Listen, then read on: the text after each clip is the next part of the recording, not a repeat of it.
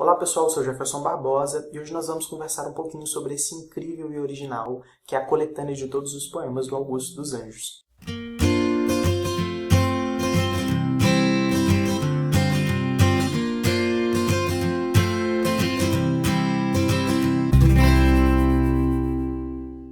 O Augusto dos Anjos é um dos nossos grandes poetas brasileiros. Ele nasceu em 1884, em Engenho do Pau d'Arco, hoje conhecido como Sapé, na Paraíba, e infelizmente ele morreu jovem, com 30 anos, em 1914. Apesar de pequena, a influência literária do Augusto dos Anjos hoje é extremamente notável. Ele nasceu, então, num período no qual a poesia estava como parnasianista e simbolista, nesses dois movimentos, mas ele usa referência das duas, mas é taxado como um dos primeiros poetas, digamos, pré-modernistas, olhando por esse lado.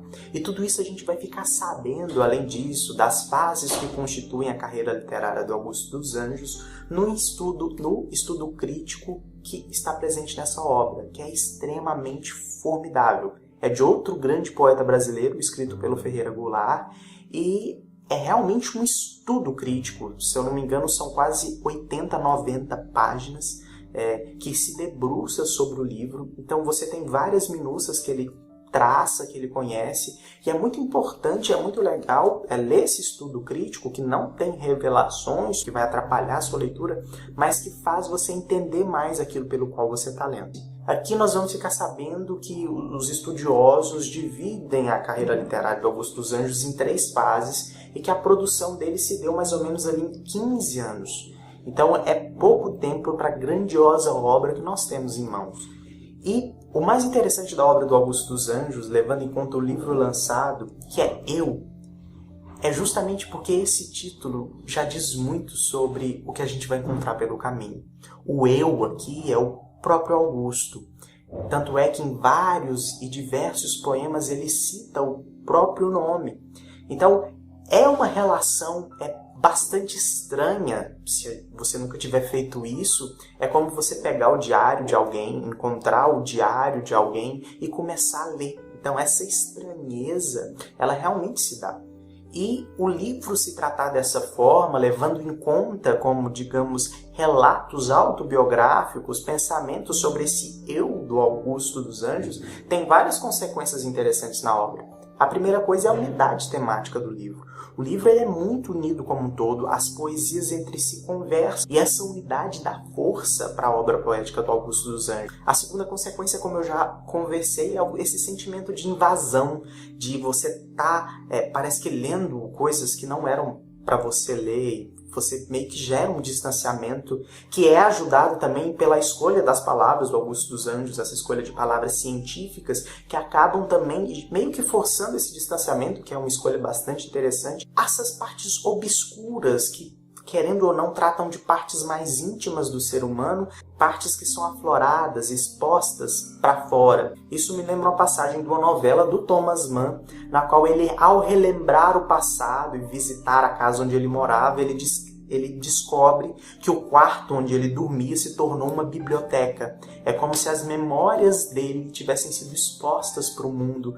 E é esse mesmo sentimento que você tem aqui quando você lê Eu. E essas partes obscuras, o Augusto ele vai tentar tratar a nossa saciedade, que todo ser humano tem, de entender esse além e a nossa conectividade com o mundo ao nosso redor. E ele debruça sobre isso durante todo o livro.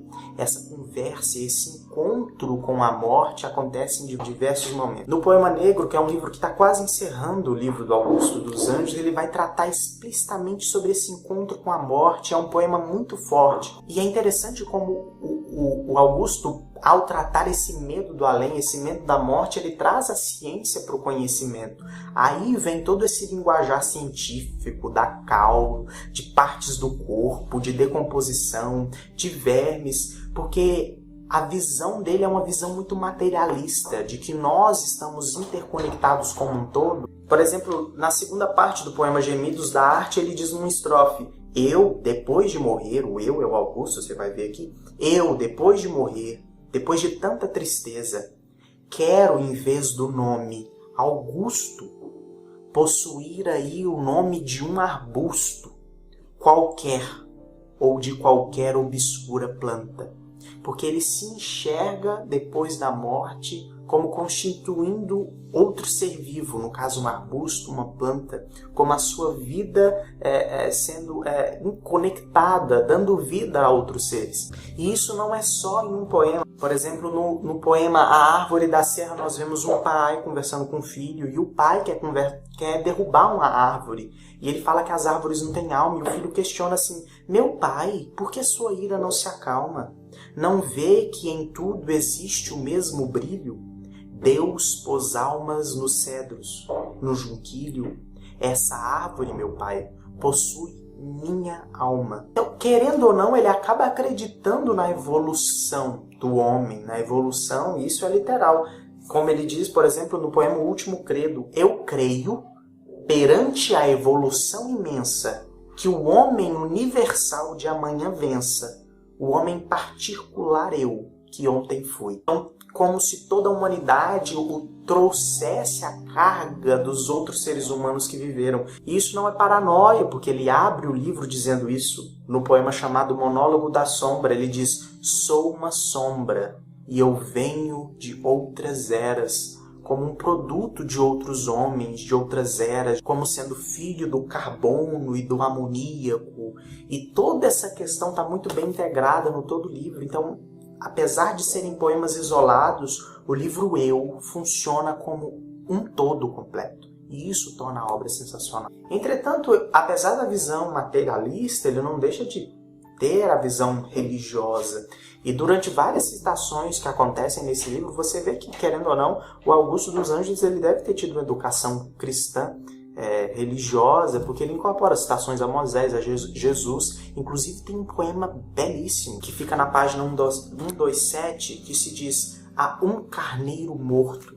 E essa questão do carneiro, do sacrifício, diz diretamente a Jesus, o carneiro limpo que foi sacrificado pelo pecado dos outros. E ele termina assim: ó, tu que no perdão eu simbolizo, se fosse Deus no dia do juízo, talvez perdoasses o que te mataram. Então, literalmente, ele está falando sobre isso. Querendo ou não, essa visão que ele expõe, que querendo ou não a gente só pode deduzir, porque como eu disse, parece que a gente está lendo o diário de alguém, então a gente meio que tenta deduzir como isso afeta e como ele interconectou essa visão religiosa que ele também tem com essa visão evolucionista, materialista.